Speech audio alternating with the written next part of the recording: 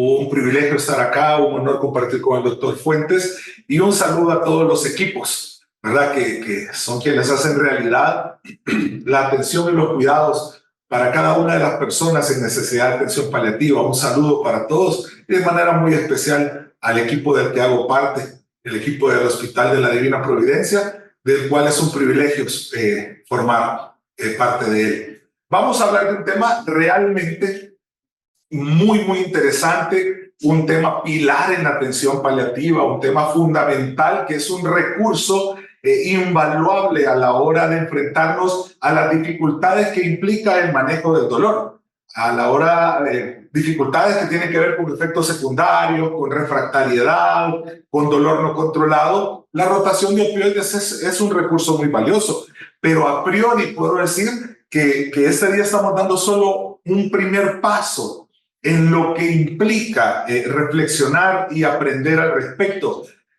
No perdería ocasión de exhortarle al doctor López que podamos tener futuros encuentros en los que podamos hacer actividades más cercanas a talleres, ¿verdad? Que bajo esta vía se puede hacer, en las que practiquemos cómo realizar la rotación antes de decidirnos a ejecutarla. Algunas rotaciones son menos complejas que otras, sin duda. Y así cada equipo deberá reflexionar cuáles de las rotaciones va a poder empezar a implementar y cuáles otras requerirá de mayor acompañamiento y de mayor tiempo como estos para reflexionar al respecto. A manera de introducción, el poder decir que a pesar de la adecuada evaluación del dolor y una bien implementada estrategia terapéutica, existe un considerable porcentaje de personas que van a presentar dolor no controlado y que van a presentar efectos secundarios intolerables que requerirán distintas acciones como la implementación de otras medidas como el intervencionismo analgésico, por ejemplo, o la optimización del uso de coanalgésicos, ¿verdad? El manejo multimodal del dolor y entre otros van a requerir uno que es muy importante, que es la rotación de opioides. Todos conocemos las herramientas que utilizamos para evaluar el dolor y esta herramienta tan universal que es la escalera analgésica, ¿verdad? Para el manejo del dolor, un hito en el manejo del dolor y en la salud, creado en los años 80 por el gran consenso que propició la OMS respecto del manejo del dolor en paciente crónico avanzado.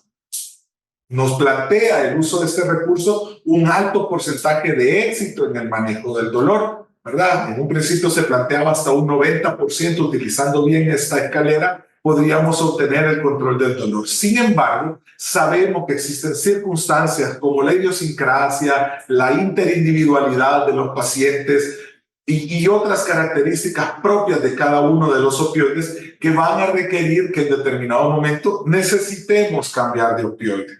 Para lo cual recurrimos a la rotación de opioide, la cual por definición es el hecho de cambiar un opioide por otro, con la intención de conseguir un balance positivo entre los beneficios y los efectos adversos que pueden provocar. A veces incluso cambiamos en el mismo opioide las vías y el hacer estos cambios debe tener determinados cuidados, determinadas pericias por parte de los equipos que lo prescribimos, tomando en cuenta las implicaciones que tiene cambiar de vía o cambiar incluso de sala. Pero eso es en definitiva, la rotación de opioide es cambiar un opioide por otro en la búsqueda de lograr un balance positivo, ¿verdad?, entre el beneficio y los efectos adversos que se pueden enfrentar a causa de ello. ¿Con qué frecuencia se aplica? La verdad es muy variable. Las estadísticas que están disponibles dicen que van de un 12 a un 44%, es decir, esto depende de los equipos, depende de los opioides que están disponibles, de las patologías que se atienden en términos de atención paliativa. La eficacia también puede ser variable, pero puede ser hasta un 80% de eficacia, lo cual es significativo y tiene un valor que nos orienta a su uso. Ahora bien, vamos a hacer algunas consideraciones farmacológicas que apoyan, que motivan el uso de la rotación de opioides. Por ejemplo, cada uno de los fármacos opioides consta de estructuras químicas y propiedades farmacocinéticas y farmacodinámicas diferentes. Todos sabemos, ¿verdad?, que los opioides se agrupan por diferentes características, por su potencia, por su afinidad, por el receptor y también por su estructura química. Estas agrupaciones distintas por su estructura química nos ayudan a poder interactuar o intercambiar los opioides con determinada seguridad, porque no pertenecen a un mismo grupo químico, lo cual les confiere diferentes acciones de acuerdo a las necesidades o incluso hasta realidades como las alergias, ¿verdad? Las reacciones anafilácticas a determinado opioide. El saber que hay otros con otra estructura química nos hacen de manera muy segura intercambiarlos unos por otros. Los opioides también tienen una afinidad distinta por los receptores opioides. Todo esto hace que se desencadenen respuestas analgésicas diferentes, así como una mayor o menor facilidad para provocar efectos secundarios. Todos conocemos por lo menos los principales receptores opioides, ¿verdad? Mu, kappa y delta. Los opioides tienen distintas afinidades por cada uno de ellas o distintas tasas de ocupación de receptores opioides para lograr su efecto analgésico. Estas diferencias también hacen que tengan diferentes potenciales de efectos adversos debido justamente a la interacción que tienen con los receptores. Para ello también debemos traer a colación algunos conceptos relevantes que ya los adelantaba en la explicación que estaba proporcionando. Por ejemplo, los opioides poseen distinta fracción de empleo de los receptores. La morfina, por ejemplo, tiene una mayor fracción de empleo que la metadona o el fentanilo, es decir, la morfina necesita saturar o emplear más receptores para lograr su efecto analgésico que los que requiere la metadona. Por eso es que la metadona es más potente que la morfina, entre otras cosas, ¿verdad? Porque su eficiencia a través de la fracción de empleo sobre los receptores es menor que la morfina refiere. Y así es cada uno de los opioides. Y hago un paréntesis. Realmente cuando nosotros somos equipos prescriptores de opioides, debemos interesarnos por conocer de la farmacología de los opioides. Debemos interesarnos de conocer más allá solo de cuáles son potentes, cuáles son débiles, ¿verdad? Conocer más allá de cómo se agrupan o en qué casos se usa uno u otro. Debemos conocer las especificidades farmacológicas de los opioides, lo que nos va a dar mayores luces a la hora de utilizarlos. Los opioides poseen una actividad intrínseca sobre los receptores que los hace diferentes. Estas actividades los hacen a algunos desencadenar más o menos efectos adversos dependiendo de cómo se relacionan con sus receptores opioides, y también debemos conocer cuáles de los opioides actúan sobre otros receptores analgésicos no opioides. El caso ejemplo es la NMDA, por ejemplo. La metadona sabemos que tiene acción sobre la NMDA, lo cual le confiere cualidades ventajosas a la hora de actuar como analgésico, debido a que además de actuar sobre los receptores mu, los cuales tienen una antinocicepción magnífica a la hora de tratarse de procesos de dolor asociados a la nocicepción, ya sea esta somático o visceral, el actuar sobre receptores, por ejemplo, bloqueando a la NMDA, le confiere cualidades fabulosas para actuar en otros mecanismos no nociceptivos, como por ejemplo el dolor con componente neuropático o de origen neuropático. Conocer respecto al fenómeno de tolerancia también es un concepto importante que debemos todos conocer. Sabemos que el fenómeno de tolerancia tiene que ver con la necesidad de aumentar la dosis del analgésico cuando éste ha sido utilizado a través del tiempo. Es necesario aumentar la dosis para lograr el mismo efecto analgésico. Sabemos que es un fenómeno que se presenta y que no tiene nada que ver con una búsqueda ilícita del analgésico, no tiene nada que ver con el desarrollo de adicción. Es un fenómeno que ocurre no solo con los analgésicos, sino con casi todos los fármacos que actúan a nivel del sistema nervioso, ¿verdad? La tolerancia se presenta y va a existir esta realidad de que para lograr un mismo efecto analgésico se requiere aumentar la dosis, pero el que los opioides posean diferentes características o estructuras químicas, diferentes afinidades por sus receptores, hace que el fenómeno de tolerancia cruzada, es decir, entre ellos, sea incompleto. Es decir, que cuando el sistema nervioso y los receptores generan tolerancia por un opioide, no la están generando por los demás.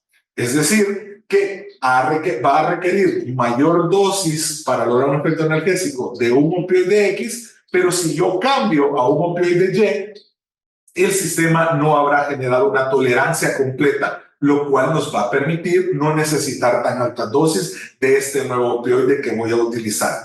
Este fenómeno también está íntimamente relacionado con la plasticidad neuronal, es decir, con la capacidad que tienen las neuronas o la característica, la cualidad que tienen las neuronas de tener esta plasticidad frente al uso frecuente y persistente de un analgésico, que significa que ella va a presentar cambios, transformaciones que pueden implicar, por ejemplo, la pérdida o inactivación de muchos receptores, lo cual va a implicar también la necesidad de optimizar la dosis, de aumentar las dosis para lograr un efecto analgésico. A raíz de eso se presentan fenómenos, por ejemplo, como la hiperalgesia, por el uso de opioides. Es decir, el opioide está persistentemente siendo proporcionado, la neurona lo identifica, empieza a identificar que está persistentemente siendo expuesta y utilizando estos receptores para procesar al opioide, y empiezan estos fenómenos de plasticidad neuronal que se aplican para otros fenómenos,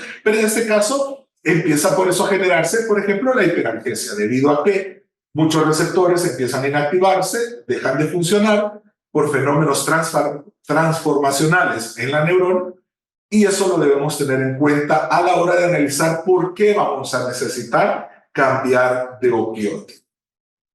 Las propiedades farmacocinéticas de los opioides también varían en función del tipo de opioide, siendo necesario tenerlas en cuenta a la hora de seleccionar el más apropiado para cada paciente. Los diferentes parámetros de biodisponibilidad de los opioides, las características de solubilidad y los mecanismos de metabolización tendrán una relevancia importante si utilizamos otros fármacos que se metabolizan por la misma vía. Esto es lo que les mencionaba. Debemos conocer la farmacología de los opioides y de los fármacos más utilizados en el manejo de síntomas. Por ejemplo, si tenemos fármacos que se van a metabolizar por la misma vía, debemos saber de que, por ejemplo, la metadona, utilizándose con otro fármaco que también utiliza al acetocromo P450, sabremos de que esto va a generar algunos cambios o predisposiciones a mayor presencia de efectos secundarios y adversos que, si no hacemos interactuar a fármacos con esas mismas características, no se van a presentar. Es decir, nosotros sabemos que siempre debemos revisar las interacciones farmacológicas, los mecanismos de acción de los fármacos a la hora de incorporarlos, ¿verdad? Yo sé que en cuidados paliativos utilizamos muy frecuentemente mezclas de fármacos, incluso en infusores, diferentes fármacos para diferentes síntomas, pero no olvidemos reflexionar siempre cuáles son sus mecanismos de acción, cuál es su farmacodinámica, su farmacocinética, qué vías de metabolización tienen y cuáles interacciones presentan. ¿Por qué? Porque de esa manera vamos a saber cómo optimizar los opioides que vamos a utilizar a la hora de rotar. O por lo menos vamos a saber si debemos utilizar menores dosis de manera considerable para evitar exponer a la persona, al paciente, a efectos adversos.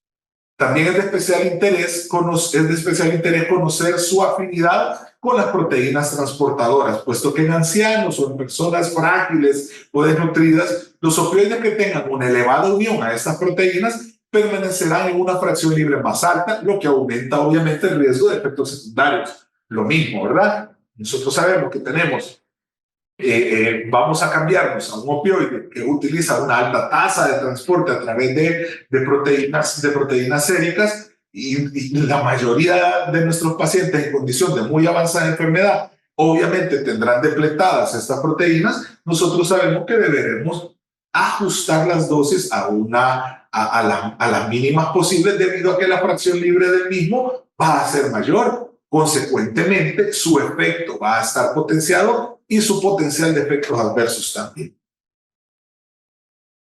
Acá tenemos algunos factores que nosotros debemos tomar en cuenta que pueden disminuir la necesidad de rotar opioides o aumentarla, ¿verdad? Son factores propios de la población a la que nosotros atendemos y me gustaría que quizás tomemos en cuenta un par de ellos, como por ejemplo la situación de final de vida puede implicar una disminución de la eficacia de la rotación de opioides por la baja reserva fisiológica, ¿verdad? Por el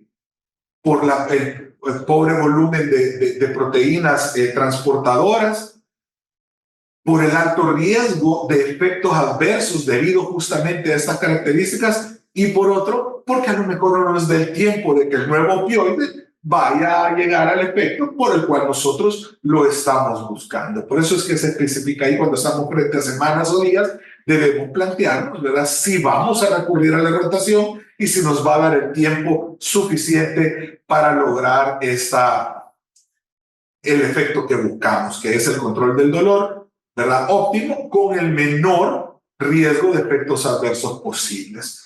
El factor edad, la variable edad, ¿verdad?, puede aumentar cuando es joven la necesidad de rotación de opioides, pero cuando la persona es frágil, frecuentemente vinculado con el adulto mayor, puede que implique menos necesidad de uso de rotación de opioides. Y ahí están otros factores, ¿verdad?, que debemos considerar. Ahora bien, una vez hemos determinado, revisado todos estos factores y concluido que vamos a hacer una rotación de opioides, hay algunas líneas generales que deben guiarnos. Por ejemplo, debemos identificar el motivo de la rotación de opioides, tanto como para ponerlo expresamente en nuestro plan de manejo, ¿verdad?, como para explicarnos como equipo al paciente y su familia por qué nos motiva a rotar el opioide. Y esto debe ser elaborado bajo un razonamiento y tomando en cuenta todas las variables posibles. No es como un recurso automático, ¿verdad? Que el paciente está con morfina, ok, ¿y qué pasó? Pues está en delirio, ¿verdad? Hoy es CAM positivo, bueno, opiotoxicidad, ¿verdad? Y rotémoslo. No, hacemos todo un análisis, ¿verdad? Hacemos todo un análisis. Pero hay otros elementos que nos van a llevar, obviamente, a decir, lo vamos a hacer, como el caso clínico que nos presentó el doctor Fuentes. Tenemos a un paciente que está ya manejado con antipsicótico, ¿verdad?, que ya es CAM positivo y que ahora tiene deterioro de la función renal, evento muy común en los pacientes al final de la vida. Pues obviamente tenemos ahí una explicación de por qué vamos a rotar de opioides. Sabemos que la morfina se deriva en dos metabolitos, que uno de ellos es tóxico cuando hay deficiencia de la filtración renal y que lo va a llevar a la opiotoxicidad, pues tenemos nosotros el motivo de la rotación de opioides, ¿verdad? Es decir, el punto siempre es razonar. Razonar no implica tardarnos. Razonar no supone tomarnos mucho tiempo. Supone hacer el ejercicio de razonar. Y cuando el razonamiento nos lleva a la conclusión que hay que evaluar otros elementos, ¿qué? Nos tomaremos el tiempo de evaluar estos elementos. Y cuando nos lleva a la conclusión de que se debe prevenir las complicaciones, como en el caso clínico que nos expusieron, lo importante es eso, haberlo razonado bien. Luego, evaluar al paciente y su situación clínica. Un elemento fundamental es cuando estamos frente a un paciente en situación de últimos días de vida. Debemos evaluar concienzudamente si nos va a dar chance esta condición de últimos días de vida de lograr lo que buscamos a través de la rotación, o mejor nos quedamos con el opioide con el que estamos, garantizando el confort y el alivio del sufrimiento del paciente, ¿verdad? Todo esto es muy individual, muy propio de las circunstancias que vamos a evaluar. Informar al paciente y la familia, ¿verdad? Es decir, no se trata de que el paciente volvió a ver, ¿verdad?, ahora en la mañana y decía morfina, tantos miligramos, ¿verdad?, pasaron tantas horas, la familia llegó y basta con morfina, y que se fue a almorzar el familiar, el paciente durmió la siesta y cuando despierta ya dice fentanil, tantos microgramos, y el familiar llega y dice fentanil. No, nosotros sabemos que debemos informarle al paciente y obtener su consentimiento, ¿verdad? Debemos informarle las razones, el motivo por el cual vamos a rotar, todas las conclusiones a las que hemos llegado, y el paciente y su familia estar de acuerdo. Sí, una deliberativa. Exactamente, ¿verdad? Y deliberar. De hecho, lo esperable es que hayamos tenido ya un proceso de planificación, ¿verdad? Implementada, incorporando al paciente y la familia, ¿verdad? Un proceso de planificación en el cual se haya discutido que existe la posibilidad de que haya que rotar un opioide y las posibles causas por las que eso se vaya realizando. Una vez hemos salvado estos premios, entonces nosotros vamos a calcular la dosis del fármaco inicial.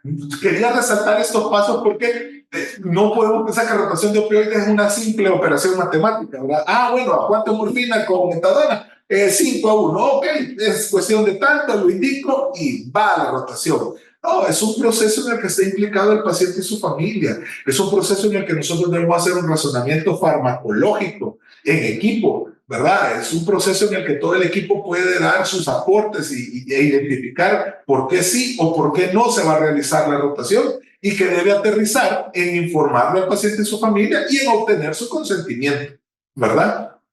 Entonces vamos y procedemos a calcular la dosis del fármaco que vamos a rotar.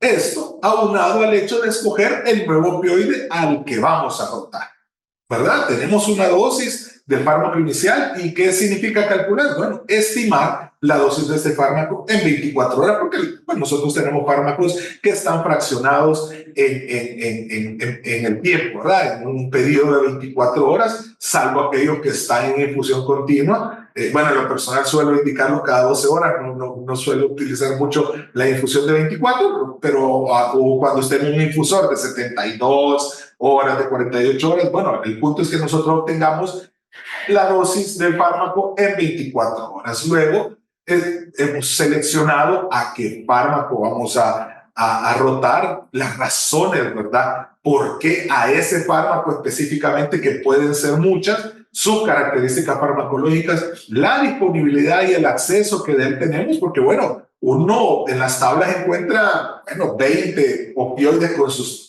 equianalgesias, pero nosotros vivimos en una realidad como cada país tiene su realidad y cuáles tiene disponibles, ¿verdad? Y accesibles para realizar la rotación en ese momento. Entonces procedemos a calcular la dosis del nuevo fármaco utilizando las tablas de equianalgesia. Es importante tener claro que existen diferentes tablas de equianalgesia, cada vez aterrizan y se parecen mucho más. Lo importante es que usted seleccione una tabla de equianalgesia lo más validada posible, con una potencia de evidencia científica lo más alta posible, como la que decidió implementar el doctor Fuentes, que por supuesto platicamos al respecto, ¿verdad? Y que decidimos utilizar este tipo de tabla porque posee una fuente validada y una potencia de la evidencia que es satisfactoria. A partir de eso se calcula la dosis del nuevo fármaco. Y una vez calculado, acá estamos planteando la teoría. Por eso les digo, hay un paso B que sería tener un taller para, con pizarra aquí nos ponemos a escribir, o bueno, pizarra digital, ¿verdad? Old school, hablo de pizarra puesta aquí, pero bueno, seguro será una pizarra digital donde estaremos haciendo ejercicios de implementación. Una vez determinada de manera matemática la nueva dosis a través de las equianalgesias, nosotros debemos hacer un ajuste de la dosis en función del motivo de la rotación y de la evaluación clínica. ¿Qué es esto? Bueno, ¿por qué rotamos el opioide? ¿Verdad? ¿Por qué? Por efectos adversos. Ok.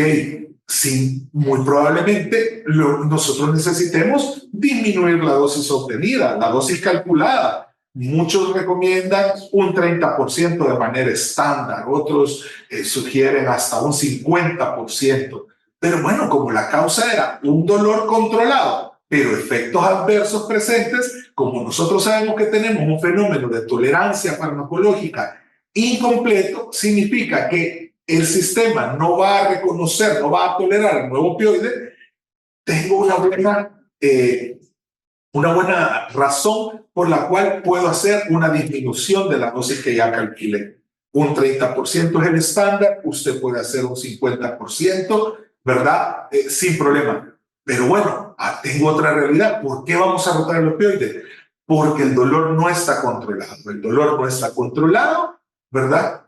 Y ya tengo efectos adversos. Ok, bueno, a lo mejor no disminuya tanto la dosis que obtuve, ¿verdad? Porque tengo efectos adversos, es cierto, pero el dolor no está controlado. Entonces, si yo me disminuyo demasiado, voy a quedar más lejos de la posibilidad de controlar el dolor, ¿verdad? Que es la razón por la que estoy rotando. Ok, entonces a lo mejor decido solo disminuir un 15%, un 20%, y me quedo más cerca de la dosis calculada, ¿verdad? Con ello disminuyo los efectos adversos, pero garantizo el control del dolor. Ese es otro escenario. Pero puedo tener otro escenario. Ok, ¿cuál es el escenario? Tengo dolor controlado, efectos adversos, paciente frágil. Es decir, mi paciente tiene una baja reserva fisiológica, ¿verdad? Baja reserva de grasa, tiene pocas proteínas transportadoras disponibles, baja masa muscular. Es un paciente frágil, ¿verdad? Con una reserva fisiológica muy limitada. Entonces tengo que disminuir la dosis calculada. Aquí quizás voy a usar del 30 al 50%, porque si yo utilizo una dosis alta, mi paciente frágil va a estar muy expuesto a efectos adversos. Entonces debo plantearme estos escenarios y esto es interindividual. Usted puede buscar toda la evidencia científica que lo respalde, pero este análisis corresponde a la realidad específica con la que usted está trabajando.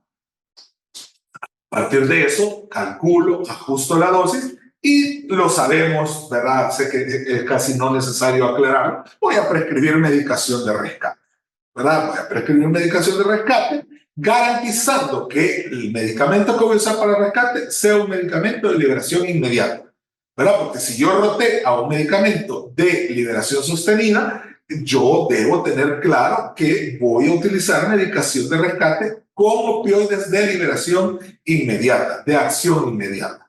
Debo monitorizar estrechamente la situación clínica del paciente y a partir de ese monitoreo y de la dosis de rescate, al igual que los procesos de titulación, voy a escalar la dosis si fuera necesario. Acá tenemos las famosas tablas de analgesia.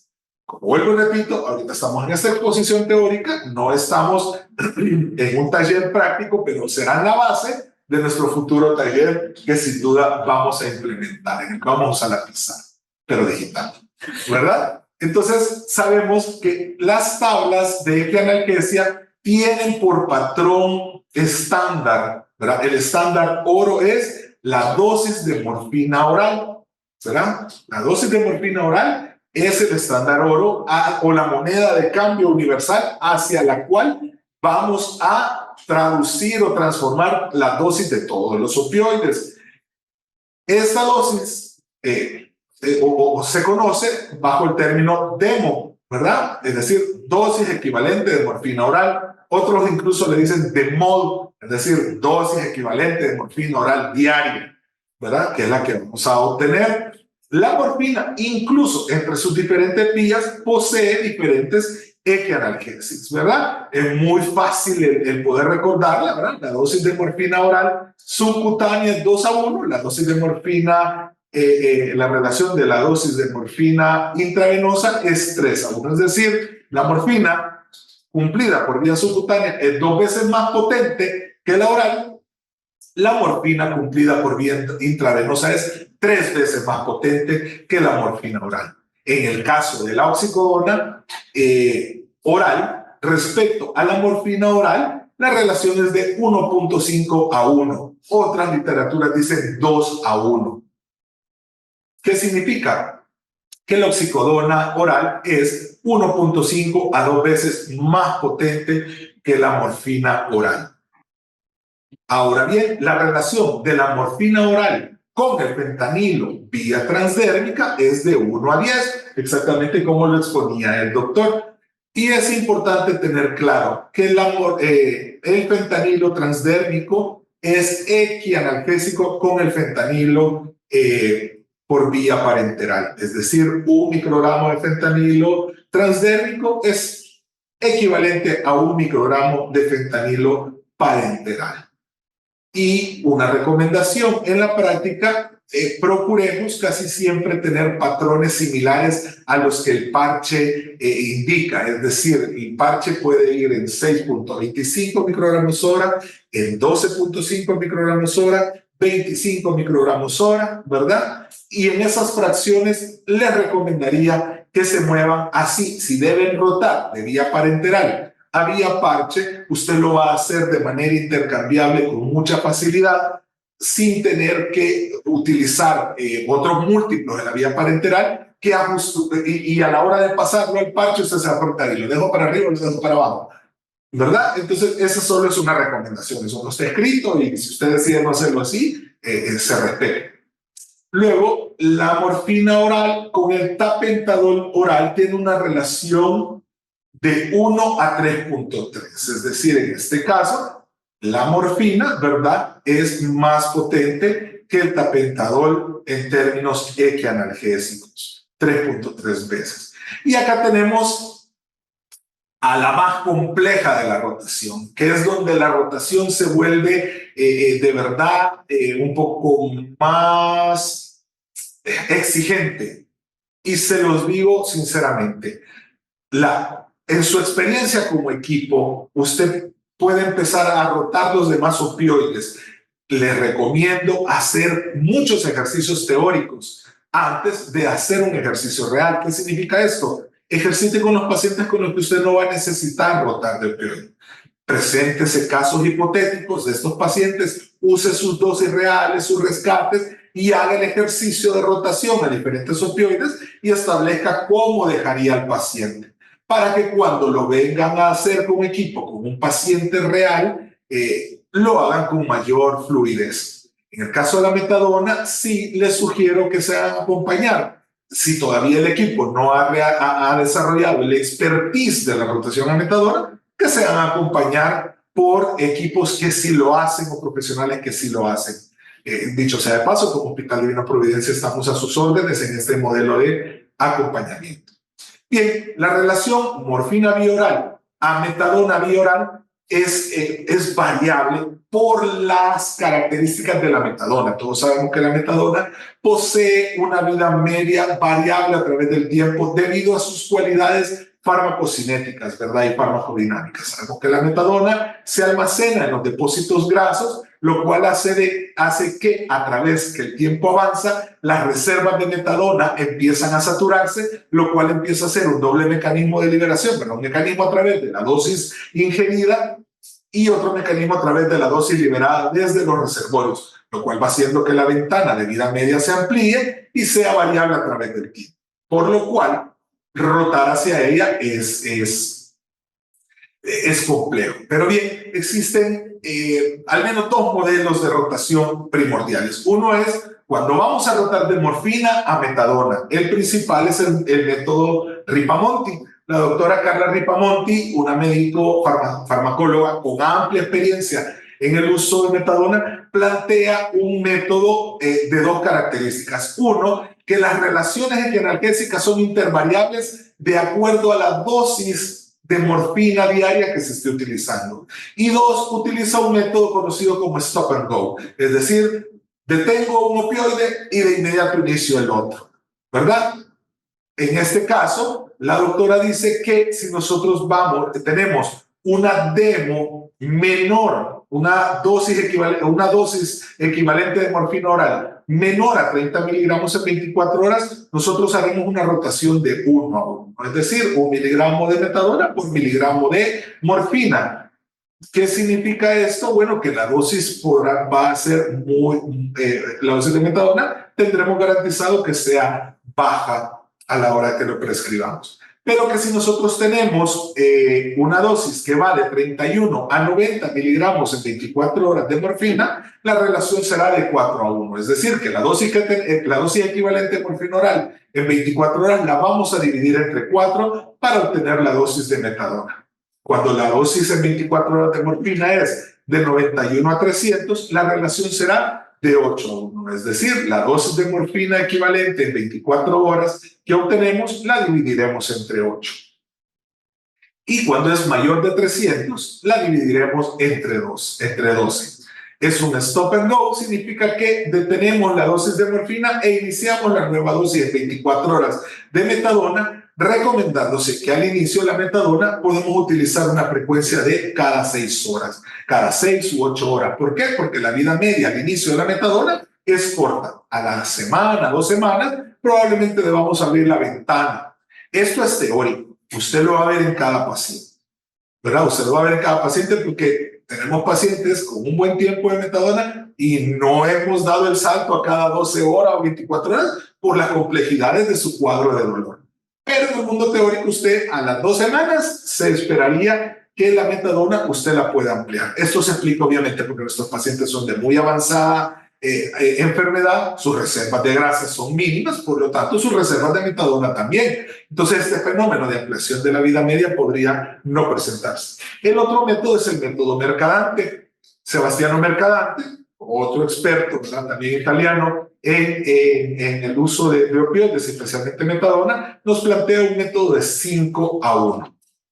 Una relación, perdón, de analgesia de 5-1. Pero este se recomienda usarlo más cuando usted va a rotar de metadona a otro opioide. El método Ripamonti, de otro opioide o morfina a metadona, y el método Mercadante, de metadona a otro opioide. Es decir, yo tengo una dosis establecida de metadona y hago una relación de 5-1 con el nuevo opioide que voy a utilizar. Bueno, con la morfina realmente, porque a partir de la dosis equivalente de morfina que obtengo, me paso al opioide que voy a decidir utilizar. Este método puede ser stop and go también. Pero existe también la rotación en 3 días, que lo que nos dice es que usted puede utilizar estas escalas de analgesia, pero no hacerlo de inmediato, sino utilizar 3 días. De forma tal que en el día 1 usted solo implementa un 30 a 50% de la dosis de metadona que va a utilizar y el resto del porcentaje del opioide que ya está usando. El segundo día, ¿verdad?, usted aumenta a un 75% de la dosis de metadona, disminuyendo a solo un 30% de la dosis del opioide que está sacando. Y el día 3 llega usted a la dosis plena de la metadona y ya no utiliza ninguna fracción de dosis del opioide que está rotando. Si no me hice entender, en el segmento de preguntas con todo gusto lo revisamos. Esta es nuestra escala de analgesia, la escala que utilizamos en el Hospital de la Divina Providencia. Ustedes pueden ver que coinciden con las fuentes que les hemos presentado y pueden ver las fuentes bibliográficas de donde se han estandarizado. Ahí podemos ver cómo la relación 1-2 con la morfina subcutánea, la morfina endovenosa, tenemos las escalas de analgesia con el segundo escalón porque están en nuestro país disponibles y se utilizan, que son la codeína y el tramadol, que son 10 veces menos potentes que la morfina oral. Pueden ver que nosotros utilizamos la escala de 1-2 con la oxicodona, nos ha funcionado y además encontramos robusta evidencia que lo respalde. Tenemos también esta escala para rotar con el fentanil de una manera estandarizada con los parches, en la que nos dice que un paciente que está con una dosis de 25 microgramos hora por vía transdérmica es el equivalente a 50 miligramos de morfina oral en 24 horas. Usted puede utilizar la que prefiera, la 1 miligramo con 10 microgramos de fentanil o este estándar haciendo reglas de 3 para obtener las dosis. En cualquiera de los casos va a obtener un buen ejercicio de rotación. Utilizamos la relación de metadona, la que propone Mercadante, cuando vamos a rotar de metadona a morfina, la relación 1:5, pero aclaramos que hay otra literatura que plantea una relación incluso de 1:10, es decir, que dice que la morfina puede ser hasta 10 veces más potente que la metadona, perdón, puede ser hasta 10 veces más potente que la morfina. ¿Y en qué casos la podríamos usar? La relación en pacientes muy frágiles. En pacientes muy frágiles podemos utilizarla para garantizar utilizar dosis más bajas. De lo contrario, el estándar es una dosis de una equivalencia de 1:5, es decir, la metadona 5 veces más potente que la morfina. Y utilizamos el método Ripamonti para las rotaciones de morfina a metadona. Aquí están aspectos que ya les he mencionado, en la experiencia, el acompañamiento, ¿verdad? El comenzar siempre con dosis más baja, tener titulación, utilizando rescates, nos va a ayudar a en 24, 48 o 72 horas lograr la dosis estable, pero siempre usemos dosis bajas. ¿Por qué? Porque buscamos un balance entre la analgesia y el evitar efectos adversos. Se recomienda no utilizar metadona como fármaco de rescate cuando estamos iniciando el uso de la metadona, porque sabemos la variabilidad en la vida media de la metadona, por lo que usted puede perfectamente utilizar rescates de morfina en un paciente en el que usted ha rotado a metadona. Estos son los métodos que ya les mencioné, ¿verdad? Algunas recomendaciones. La rotación de opioides es un procedimiento que puede resultar útil en el manejo del dolor difícil o en situaciones de toxicidad de opioides. Para conseguir una rotación satisfactoria es necesario realizar una adecuada evaluación clínica, considerando el tipo y la intensidad del dolor, la situación clínica y el pronóstico del paciente, el ámbito en el que nos encontramos, la comorbilidad, los tratamientos concomitantes, la presencia de un cuidador efectivo y el objetivo por el cual estamos rotando de opioide. En el caso de rotaciones de un opioide a la metadona, se pueden utilizar factores fijos, ¿verdad? Pero se recomienda más el utilizar el método Ripamonti, y de la metadona a la morfina, utilizar el método Mercadante. Les recomiendo, la experiencia es muy buena utilizando el método Stop and Go. No el de los 3 días, sino se frena un opioide y la metadona se inicia de inmediato con la equianalgesia. Muchas gracias por su atención.